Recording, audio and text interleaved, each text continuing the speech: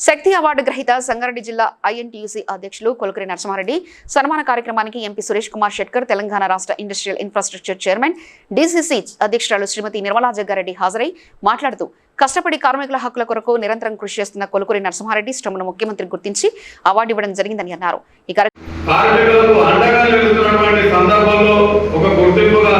మరి ఇచ్చినటువంటి ప్రోత్సాహాన్ని మన అందరితో పాలు పంచుకొని ఈరోజు మనందరం కూడా కలిసి అందరము మన ఇది ఆత్మీయ సన్మానం కాకుండా సమ్మేళనం అంటే అందరం కలిసి మనం మంచి బాగులు బాధలు చెప్పుకొని మనం అట్లాగే భోజనం చేసుకుని ఒక కుటుంబ సభ్యులై అందరం కలిసి ఉందామని చెప్పి ఇక్కడ సమావేశానికి వచ్చినటువంటి ప్రతి కార్మిక నాయకుడికి సోదరులకు పేరు పేరున ధన్యవాదాలు తెలియజేస్తున్నా. మరి ఒక నిమిషము పహల్గాం దాడిలో మృతి చెందిన 28 మంది మరి పౌరులు అట్లాగే నిన్న మొన్న బార్డర్లో చనిపోయినటువంటి సైనికులకు వందనంగా ఒక నిమిషం మౌనం